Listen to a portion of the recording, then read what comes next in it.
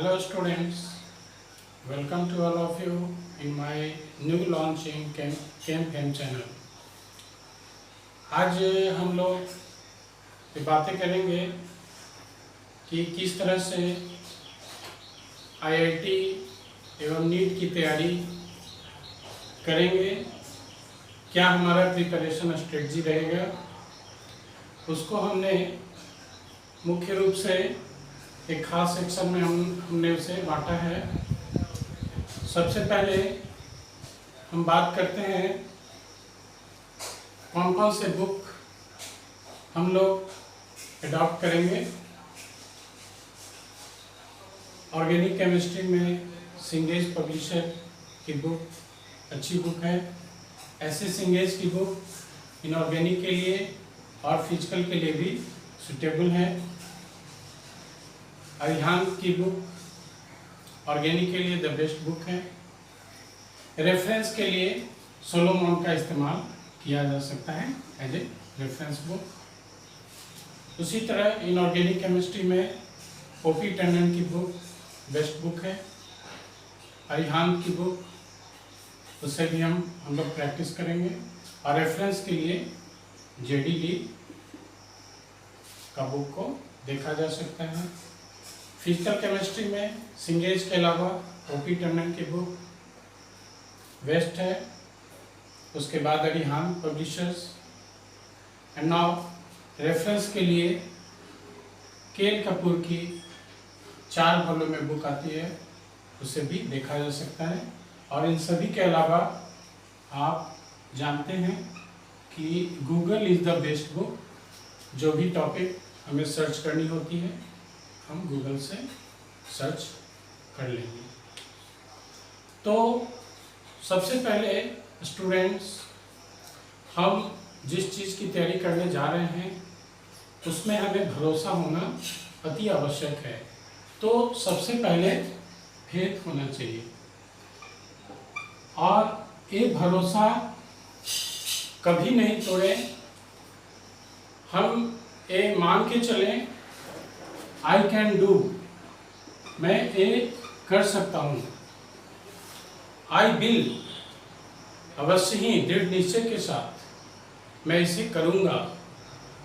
ये अगर भरोसा हो गया तो दुनिया का बड़ा से बड़ा काम भी छोटा लगता है। तो भरोसा कभी नहीं छोड़ना है।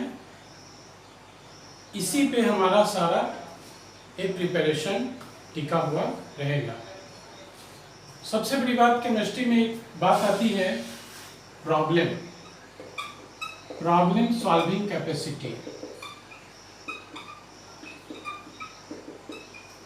This problem solving capacity clears the concept of chemistry. Generally known है, जितना ज़्यादा प्रॉब्लम आप बनाएंगे उतना ज़्यादा केमिस्ट्री का कॉन्सेप्ट आपका क्लियर होगा। सो हमारे वीडियो लेक्चर में ज़्यादा से ज़्यादा प्रॉब्लम पे फोकस्ड होगा। सिनॉप्सिस, शॉर्ट सिनॉप्सिस के साथ साथ ज़्यादा से ज़्यादा हम लोग प्रॉब्लम पे फोकस करेंगे। और जो प्रॉब्लम आपको जहाँ दिक्कत है उसे कमेंट बॉक्स में डालेंगे। जहाँ पे जो भी आपको प्रॉब्लम आ रहा है किसी भी टॉपिक से तो डायरेक्ट उस पर हम लोग डिस्कस करेंगे। उसके बाद आता है टारगेट। हमने जो टारगेट फिक्स किया है उससे हम कहीं अपने घरों में एक साइन मार्क करके हम उसे लिख सकते हैं। जैसे मान लीजिए हमने लिखा भी का मतलब होता है विजय। तो जब भी हम इस टारगेट को देखेंगे अपने घरों में, या जो भी आप एक सिंबल आप लिख सकते हैं ताकि कोई उसे पहचान नहीं पाए। एक कोड फॉर्म में आप उसे लिख सकते हैं।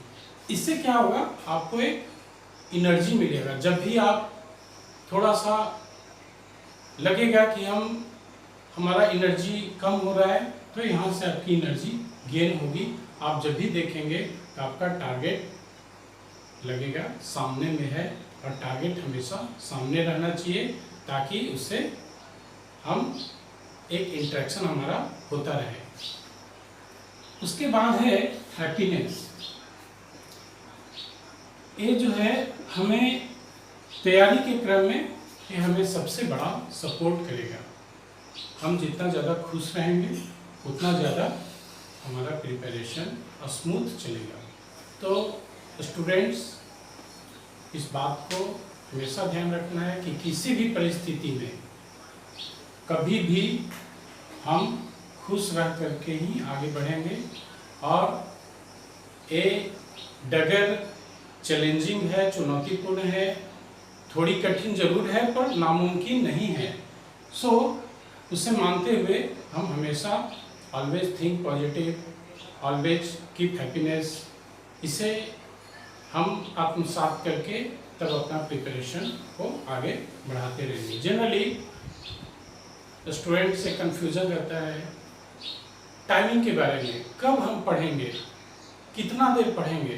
तो उसके लिए स्पष्ट तौर से मैं कहना चाहूँगा कि आपको जिस समय इच्छा है, जब भी जितना देर पढ़ने की इच्छा है आप उसी समय पढ़ें। आपको रात में पढ़ने की इच्छा है रात में पढ़िए, सुबह पढ़ने की इच्छा है सुबह पढ़िए। जिस समय आपको इच्छा है पढ़ने की आप उस समय पढ़िए, जितना देर पढ़ने का है।